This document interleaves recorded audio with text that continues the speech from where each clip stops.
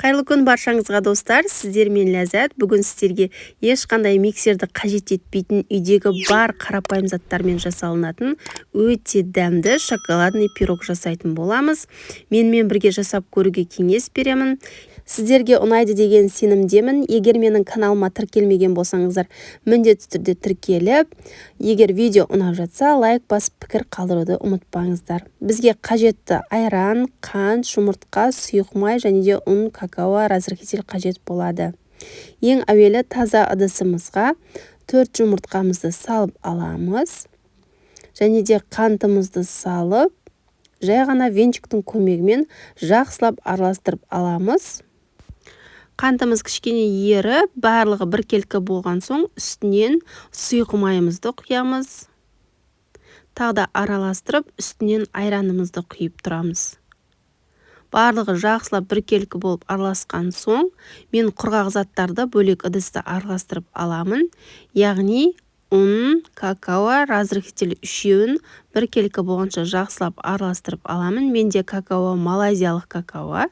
Барлығын жақсылап, міндетті түрде ұн илегіштің көмегімен өткізіңіздер, сонда сіздердің пирогтарыңыз өте биік әрі жұп-жұмсақ болып шығуына көмектеседі.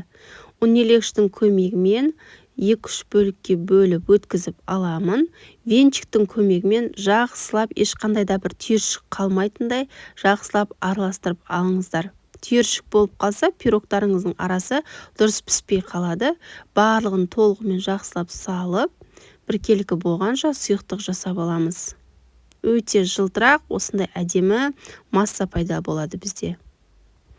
Осы кезде алдын ала пештеріңізді 180 градусқа қыздырып дайындап қойыңыздар. Сол кезде формамыздың шет-шетіне сары май немесе маргарин жағып шықсаңыздар болады. Пирогтарыңыз оңай алыну үшін дәл осылай мен сары май жағып шығамын.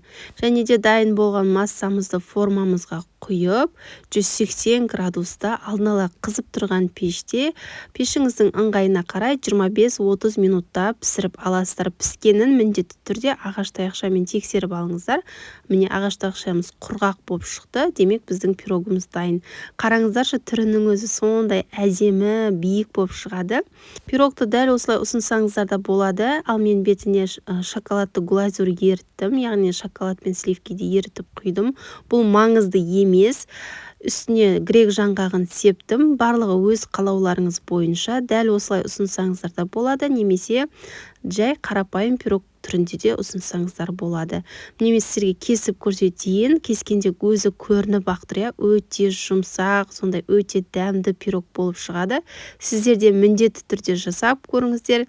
Сіздерге ұнайтынына сенімдімін. Менің каналымда көптеген оңай керемет рецепттер бар. Парақшама кіріп көрсеңіздер болады. Назарларыңызға үлкен рахмет. Сіздермен болған Ләззат.